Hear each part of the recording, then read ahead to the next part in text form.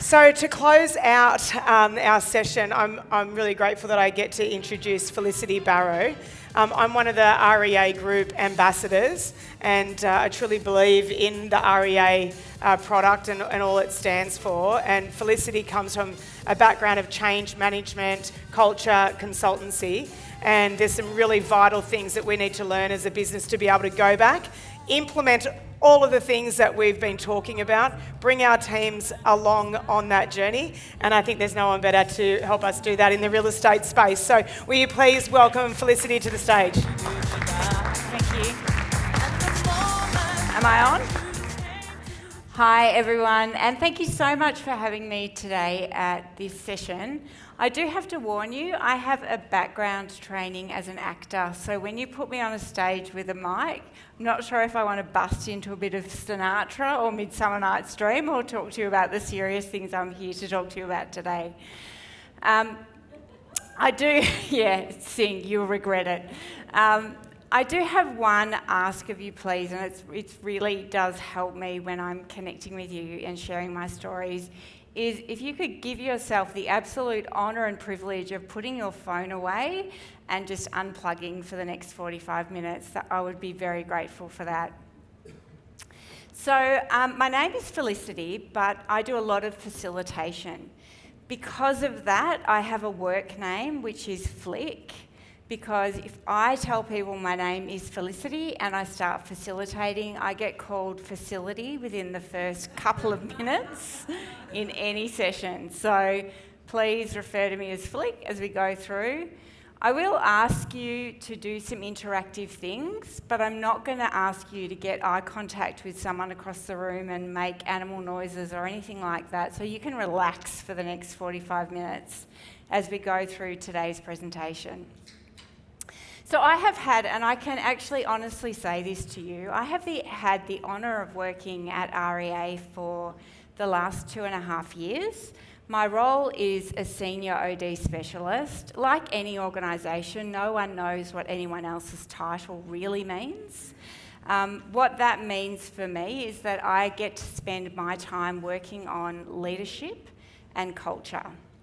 I'm incredibly passionate about working on leadership because leaders impact lives, and I have certainly had that experience in my life, and I'm sure you have as well.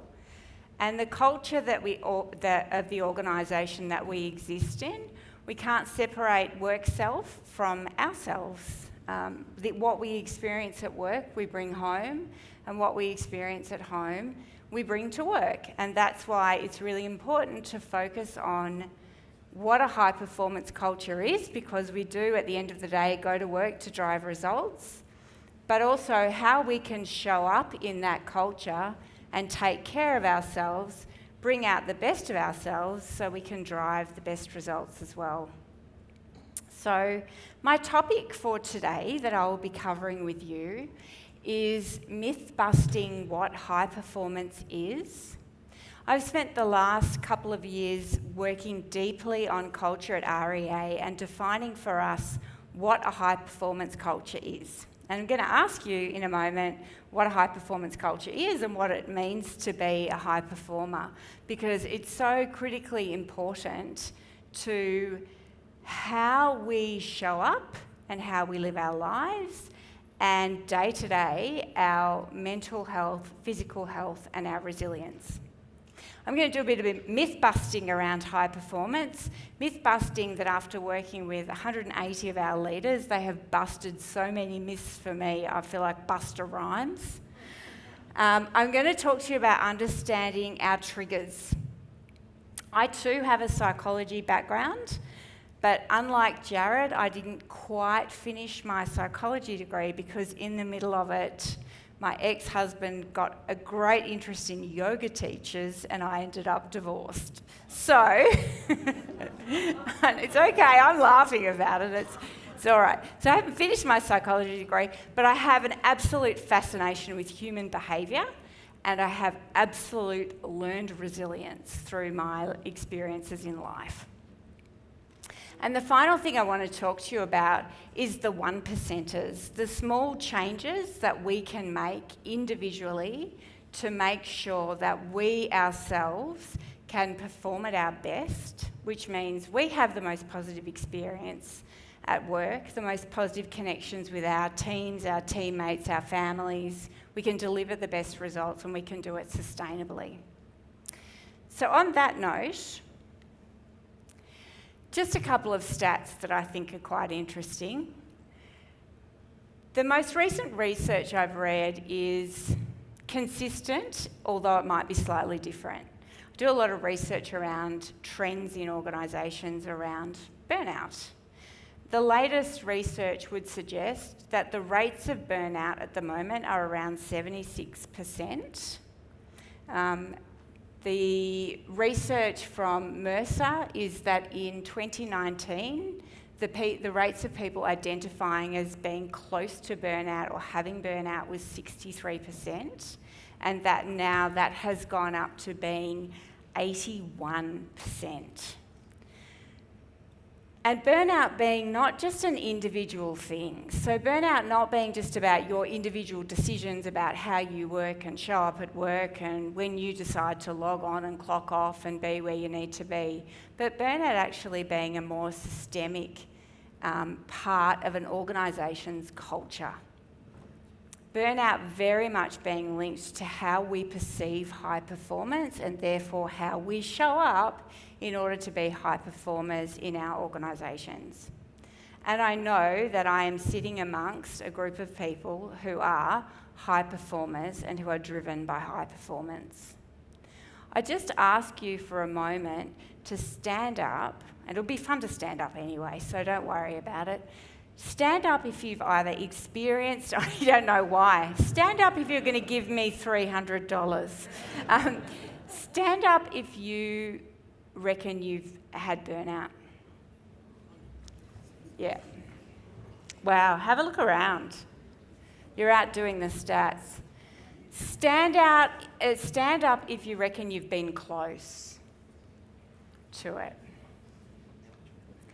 Yeah, have a look around. So we're pretty much dealing with everyone. And that's all we've got time for today. So good luck with that. Thank you.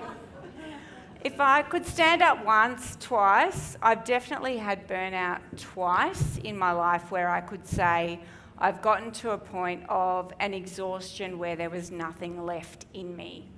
So it's interesting because the sense of burnout is that I just can't get up. I just can't do it. I just can't enjoy it. I have nothing left in the tank.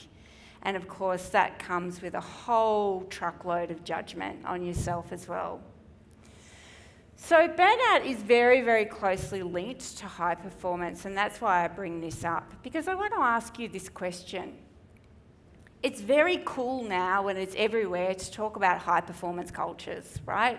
Organisations are all striving to have high performance cultures. And we want to be high performers, we want to be part of these high performance cultures, they drive the best results. I've just worked with at least 180 leaders defining what high performance is and doing that work for us at REA. Because we're high performance, we're known for high performance. When I do discovery work or interview work with people who join REA, one of the first things they say is, I'm surrounded by high performers. I don't think I can talk for 2 years until I've, reached the credibility level of fitting in. So I'd love you at your tables to just talk about, what do you think are the traits of a high performance culture and high performers? Like, what words would you use to describe that? I'm going to ask you for some of those words. They don't have to be perfect. They can be half-formed. Just a few words that you would use to say the ingredients of a high-performance culture. What are they?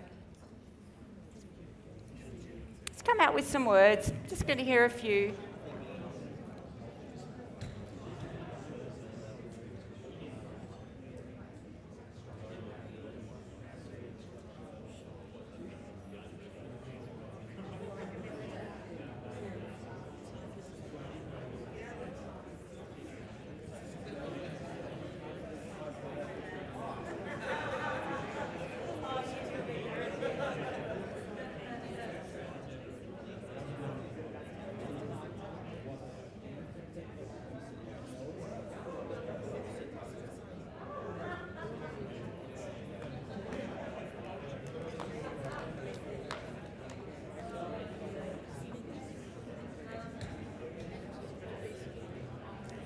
Okay.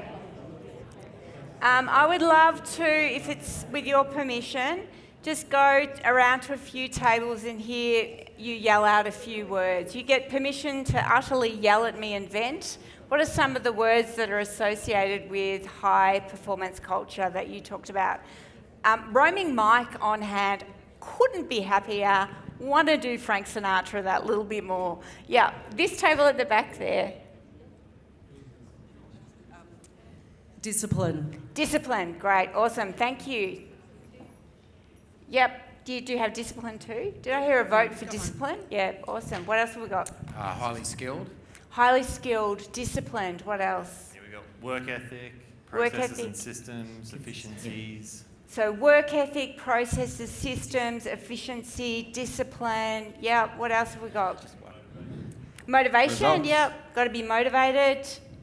Results. What was that one? Results. You get results, you have energy. Yeah, what else have we I got? said targeted energy. Targeted energy. Obsessed. Tell us about obsessed. Yep. Yeah, so really driven and obsessed toward achieving those results, that goal, that discipline, this, everything that's going to get you there. Yeah, so almost blinkers on. Yeah, yeah. Wanting to show up. Wanting to show up. Yeah, so high performance culture is one you want to be a part of. Yeah, great. Like-minded people, so a collective mindset. Yep. Unity. Supportive. Accountability. And there's accountability. Great. Okay. Now I'm going to ask. We're going to flip that question. Oh, hang on. One more. I think you were just about. Well, you were just about to speak. You were just about to speak. I was just saying, yeah, mental health. Mental Like, health. Right. Great. Awareness of how you feel and self. So Right. Health. So Yeah. mental health and health as part of a high performance culture. So this is the flip I'm going to ask you on that question. What do you think are the traps of high performance, the high performance culture and that mindset we just talked about? What are the potential traps? Sacrifice, yep. Why don't we just play shouts? Just shout. Pressure. Exhaustion. Anxiety? Yep. Guilt. Resentment. Ego. Loss of perspective. Fear of delegation, yep, because it's got to be perfect, so that perfectionism as well. Control, yeah. It actually doesn't sound like a very tasty place to hang out, really, once you put it all through that. To give you insight into our big bombshell revelation at REA when we have a really clear definition of what a high performance culture is. It's a culture that gets the balance right between the right levels of high challenge and accountability and the right levels of support and safety. And through running a lot of sessions with a lot of leaders, one of the things that I learned very quickly was we had this interpretation of this perception of high performance as actually being synonymous with being in a stress zone and being synonymous with burnout. So we've redefined high performance, our high performance culture and our high performance impact zone to have the word well-being in it. To make sure that one of our minimum standards across our organisation is that we're having well-being conversations and that high performance is not defined as always on. That we deliberately and intentionally work in peaks and troughs. And we're almost having a bit of a panic around readjusting to what that means and how we can do it. But it's been a really, really pivotal shift for us to understand that you cannot keep going at 100% the whole time. It will catch up with you. A bit like Jared was saying before, it will catch up with you. I am incredibly interested in the data behind what catches up with us and the stuff that actually leads us to that burnout zone. Having been there a couple of times myself as well, when I went into an area, I was given a contract to research wellbeing at work for 3 months and to build a wellbeing strategy. So I read a lot of white papers from the World Health Organisation, Black Dog Institute, Uni of New South Wales, a lot of different pieces of research that I found really intriguing.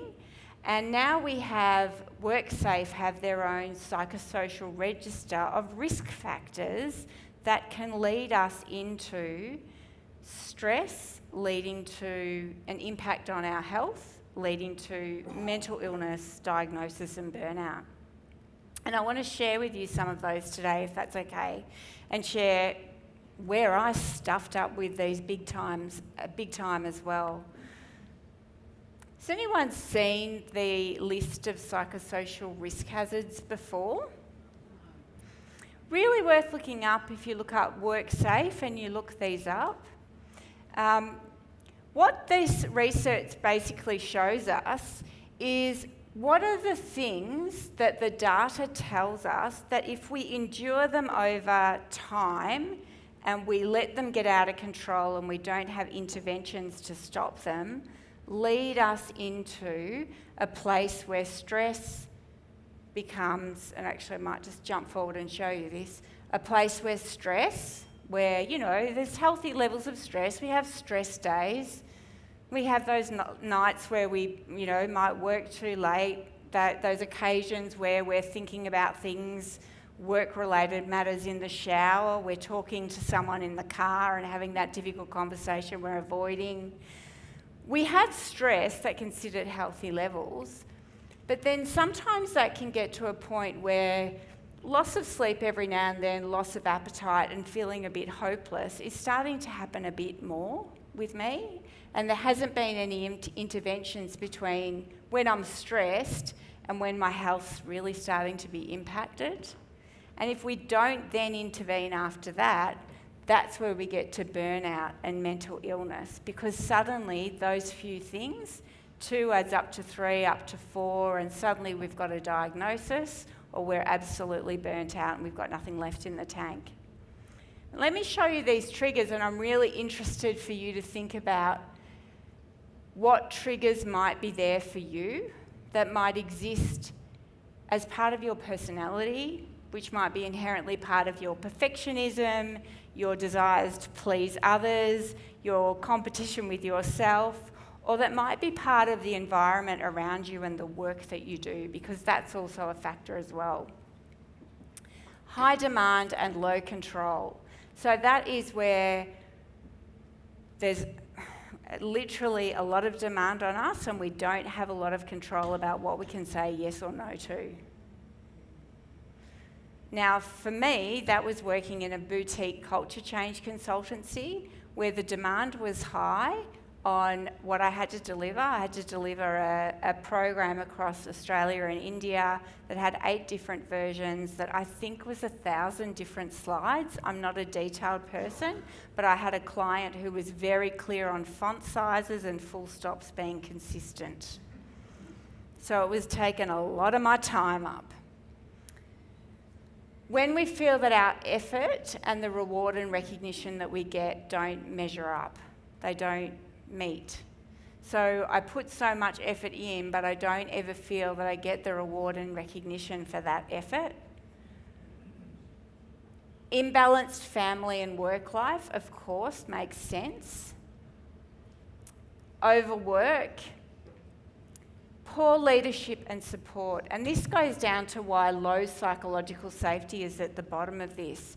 I'm sure most of you have heard of the concept of psychological safety. Who's heard of the concept of psychological safety? Anyone from REA is like, yes, probably about 20,000 times from you, Flick. So when we talk about psychological safety, what we're talking about is just as we are aware of trip hazards and, exposed electrical wires and holding the rails when we cross stairs and wearing the right gear if we're around forklifts, what we're talking about with psychological safety is making sure we provide an environment where people can show up as themselves and where they feel that they can have a voice, they can contribute, they can be heard, They can speak their mind, they can challenge the status quo without fear of being punished or blamed or isolated. And it's really interesting, one of the definitions of psychological safety that hit me the most is that the opposite of belonging is fitting in, which is pretty profound when you think about it, right? So for us, we do so much work on how to create psychologically safe environments so that if people are feeling the pressure, if they're feeling that things are out of whack, if they feel that stress is leading into impacting their health, is leading into potential burnout, they can have the conversations around that. So that's why poor leadership and support is really important, because people need an opportunity to be asked and to have forums to talk about these triggers.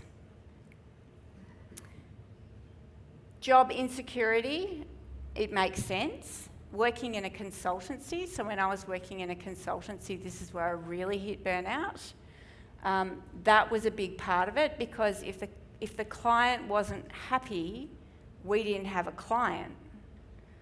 And then lack of role clarity was also really hard, because a small boutique consultancy, there is lack of role clarity. You have to do everything sometimes because that's just the way it is. So if I think about my experience, high demand and low control, the client was really demanding. I didn't have a lot of control over it. I had an absolutely wonderful human being as a leader who was really, really busy. So her leadership support to me was, I wouldn't have given you this job if I didn't trust you. You can do it. You've absolutely 100% got it. I've got all the faith in the world in you, Flick. And so I didn't feel like I had the psychological safety to say, I'm not coping, I need some help.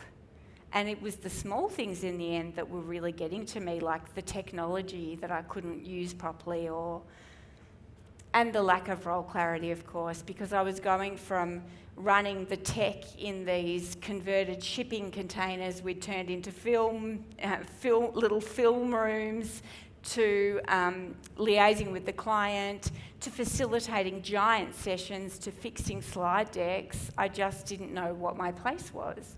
And so what ended up happening to me was I would turn up to work and sit in front of my computer, but be completely useless. You know that thing where you go, where have those 7 hours gone? I haven't done anything. And then I noticed my face was wet. And I was actually sitting at my computer doing nothing with tears streaming down my face. That is burnout. That is burnout big time. And with low psychological safety, that is someone having to try and hide burnout as well, because I didn't feel I could speak up about it. And this is what's really important about burnout, and what's really important about looking after ourselves, is it's not that you need all of those on the list to go downhill. It can be one. It can be one of those that gets out of control. And here's that pattern I was talking about before. We've referred to that. I really love this quote. To feel more fulfilled, your actions and activities must be aligned with what you deem is important, which is an author of the book, Be Happy Now. And I want to add to that a quote by James Clear, who's written this amazing book called Atomic Habits, which I'm sure many of you have read several times. And that is that success is the product of daily habits, not once-in-a-lifetime transformations. So you know how you say, no, I am looking after myself, I've booked in the annual holiday, or we have date night once a month. If you don't look after yourself habitually, day to day to day to day, you can't enjoy the annual holiday. You can't enjoy the date night. I know that I was sitting there with my kids trying to be a great mum, judging myself, of course, I mean, that goes without saying, but not being able to be present because I was so exhausted and in my own head and just lost in that experience. So what's really important for us is to do a bit of an audit for ourselves and go, are there any warning signs for me around these areas that we know are the research triggers that can lead to stress, leading to mental health impact, leading to burnout? It's really important to be smart about them and clear on them and be ruthless in how you advocate for yourself and you advocate for your people as a leader around these as well. So I'm going to ask you to think about this for a moment at your table. Is what do you know that you've been negotiating when it comes to your health and wellness? What triggers feel very familiar?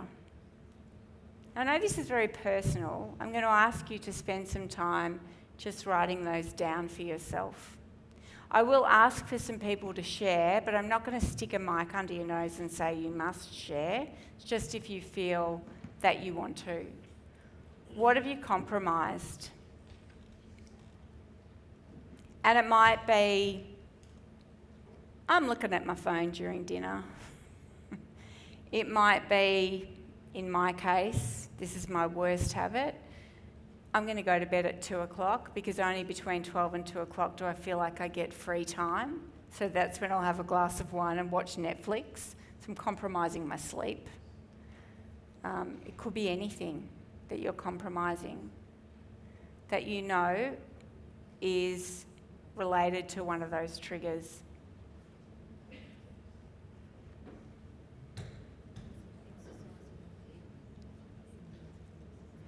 You might be missing, it could be food, could be exercise, it could be other things that bring you joy, like just sitting on the bed and cuddling the dog.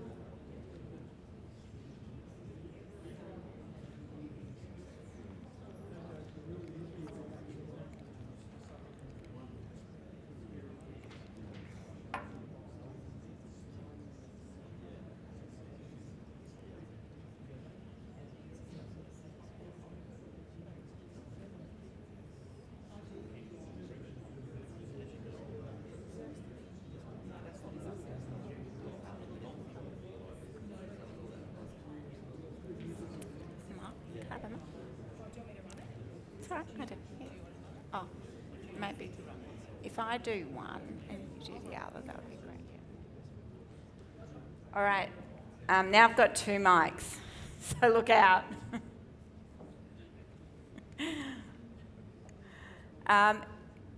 Who is feeling that they are comfortable enough to share one of the things off their list? Thank you so much. I can't tell you how much I appreciate that. Yes, can my husband leave the room? Yeah, can you go, No. please? Block curious. No, I've discovered something about myself that I think really makes a difference. So my name's Tanya, for those of you that don't know. And I'd say most of my friends and family would generally describe me as more outspoken or effervescent or, whatever. And but I find, yes, I can be that, and I love being that type of person. But the only way I can do that is to protect myself in a way that I also need a few hours each week for what I now call, proudly, tan time. Nice. And it's a couple of hours out, and it's like no one else around. The only person that's allowed in that space is my dog. And it's a walk, but it does need to be a few hours, and I find I need to do it every single week. And when I get that, I'm back on. Yeah. I'm on. And when I don't get that, I start losing perspective and I get cranky about things and blah, blah, blah, and down it goes. And it took me a while to really figure that out about myself, but when I do that, I'm on my A game. It's a thing, so now I have tan time. That's beautiful. I call it my golf time. I didn't know whether I should let side comments in then, but It's beautiful, Tanya, because what you're picking up then is my next question, which is around what are the non-negotiables that you can put in place as daily habits to make sure you mitigate the risk of those triggers taking over. Yeah, that's the really important thing to know. Somebody else to share something? Awesome.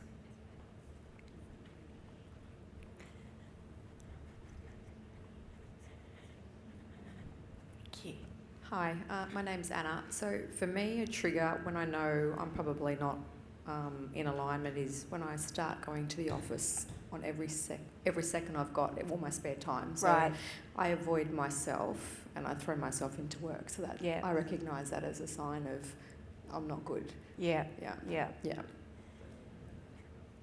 Thank you so much. And what's really important in that example is how many people I have heard do that because it's busting the mindset of that's high performance, whereas we don't often think taking myself out to a movie or going for a walk is high performance, and that's the myth we're working on busting ourselves. Yeah, great, thank you. And you're a local, which is nice. When it's super busy, just telling myself it'll be okay, and you just keep going and going, and by the time you look up to take a breath, a lot of things have careered out of control, whether it's family, personal, headspace, everything. Yeah. Thank you, and that's the role of leadership and self-leadership and that's why I'm really passionate about these actual research factors, because they are the ones that take control. They get out of control easily. Thank you. Does anyone else want to share one? It's okay if it's down there because Fee's got another mic.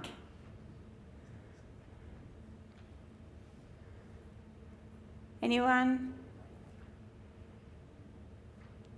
Okay, I'm going to put up the oh, yes. Yeah, I knew the pause would work.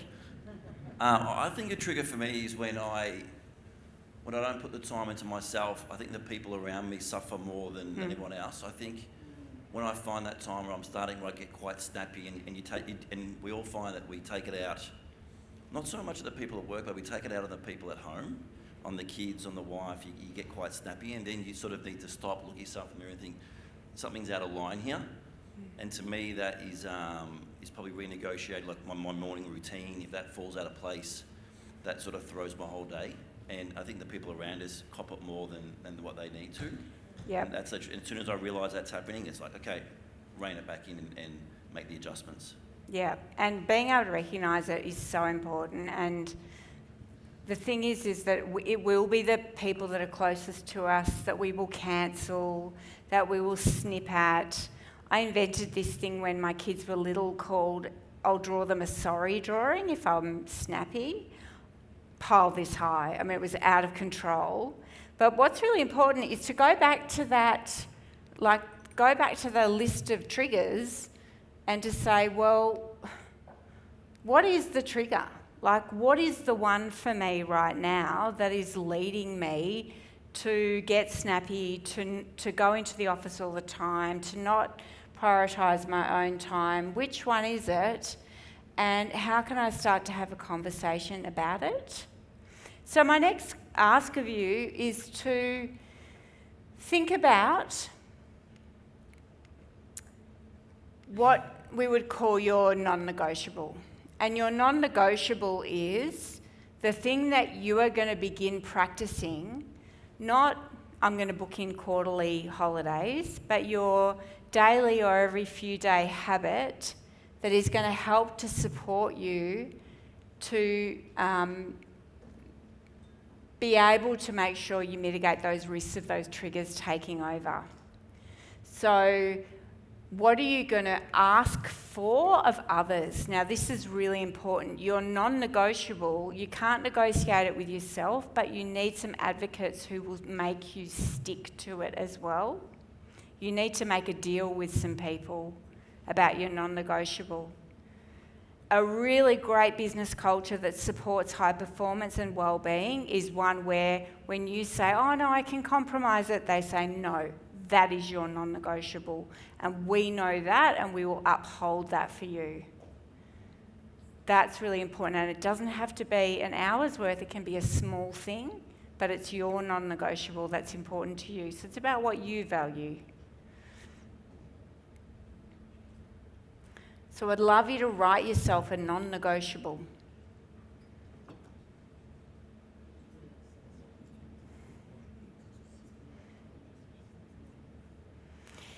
So that when you do have your annual holiday, you're not so depleted, you're scraping yourself off the ground and painting a smile on to try and look like you're enjoying the time, so that you can actually be present. So that even if you're in an environment of high demand, low control, you know you've got control over something, so it gives you the balance.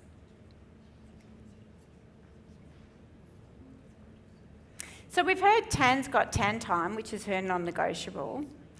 What other non-negotiables do you think you could, and if you've got the mic there, that would be great too.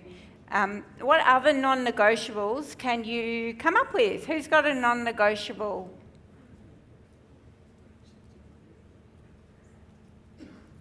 Give me a non-negotiable. It's non-negotiable, I need a non-negotiable.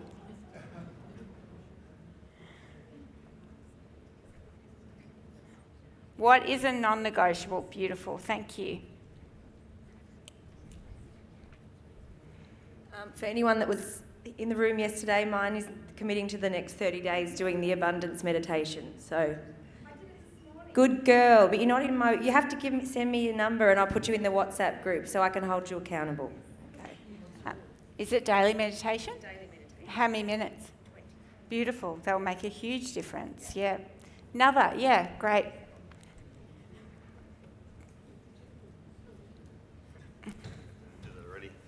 My trigger was high demand, low control, just with a lot of new staff. So I kept telling the team we need to do a morning meeting, then please leave me alone.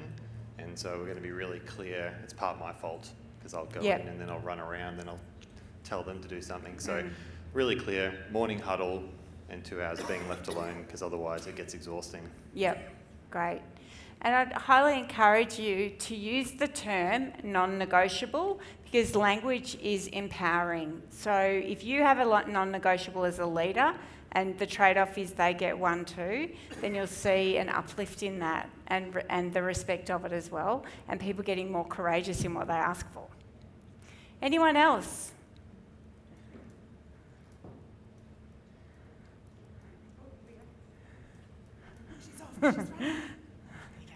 Mine is personal training 2 times a week with the PT. It's not cheap, but it's about for shoulder injuries and a few different things.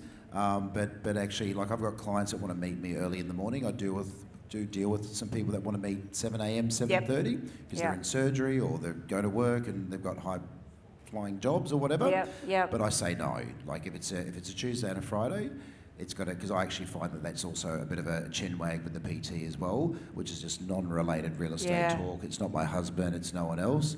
It's just a young guy, 24, very entrepreneurial young guy with him and his wife. And that's really important. It's not just the PT, it's the interaction with them, which I find is really sort of separate from all of my life, and that's really good. Yeah.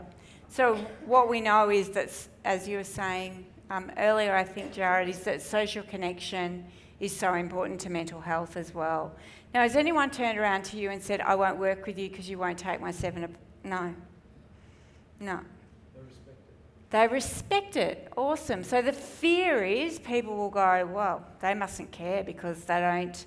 But actually, the adverse is what's happened. Yeah. My non-negotiable now is Zumba 3 times a week. My mum got sick last year and I had to go to the hospital every night. I had to eat the food I ate with the kids. I was sitting at my desk and working till late, coming home and working till late. I was so unwell by the end of it that I thought I have to put something back in place. And now Saturdays and Sundays, I mean, I do it more than that, but that's what I do. That's my happy place. I'm probably embarrassing to watch. I don't care. I'm kinder for doing it. And maybe next conference I'll run a class because I'm going to get accredited as a Zumba teacher. Thank you for those who shared. Yeah, do you want to add something? Sorry, just one more thing. And I was talking to a couple of people about it yesterday. Yeah. If you haven't already got 2 SIM cards in your mobile phone, I think you should consider it, or I'd recommend you do. I've got work and business, and I say to my clients, I'm available for you on WhatsApp, 7 a.m. to 7 p.m, 6 days a week. That's actually probably a little bit more than the average business. Outside of that time frame, my business phone will be switched off at 7 p.m. I've got time with my family, being my husband and dogs. And outside of that, if you do think of something at 9 o'clock or 6 a.m, I said I do the same thing. Just pop it into WhatsApp and we will come back to you. And if it is actually directed at a team member, being Tristan, Nathan, Mark or myself, please use the @ symbol and direct the question to the right person. So I just set up those boundaries of 12 hours a day contact, Monday through Saturday, and that is it. And outside of that, they have to respect. And do you know what? Most people will actually say good on you for doing that. And I think we all feel like we've got to answer a text message at 9 o'clock at night or 6 o'clock in the morning. You actually don't. You don't. And I think that they actually respect it more, that's all. And there's a couple of things in that is you teach people how to treat you, definitely. People do respect boundaries. And as a business coach, I can't tell you the amount of coaching conversations I've had with people where they've made their worst decisions because they've decided to work out of hours. And then because no one's responding back, they're making decisions independently, or they're fatigued, or they're motivated not by the work they need to do, but by being on after hours, and it actually ends up backfiring because it's the overwork and the lack of work-life balance. For those of you who are interested in taking this further and embedding this into a habit or a practice in your business, I do have a wellbeing checklist here, which just breaks down some questions around those triggers. So, for example, it's got a rating of 1 to 5 from strongly disagree to strongly agree. I often feel stressed or anxious. I have good work-life balance. I'm working after hours or at weekends to get my job done. Now, I know, of course, it's rare that you wouldn't be working at weekends, but you can tailor this list. My workload is manageable. It's a really great idea to embed something like this habitually and to see. If I look at number 4, my workload is manageable, and I have a staff member, a team member, or even myself, I put down disagree. Let's check in on that in a couple of weeks and see, is that still disagree, or do we need to do something about it? Because we're going to mitigate the risk of what is the biggest cost to businesses in terms of insurance is, and it's not about that, it's about doing what's right, is making sure we get in early and we look after it and we actually build and embed that culture into our way of working. We just normalise it. We normalise the conversations and we role model it ourselves as leaders. There are always going to be times when it gets stressful and ugly. To understand the triggers and to go back to why might I be feeling this way is a really good thing to be able to do. So, high performance is not void of wellbeing. It's about working in peaks and troughs, and it's about sometimes feeling like you're not doing enough because you're relaxing. That's part of a high-performance culture. Good luck. Thank you for having me. And I think I'll hand you back over to the person with the mic.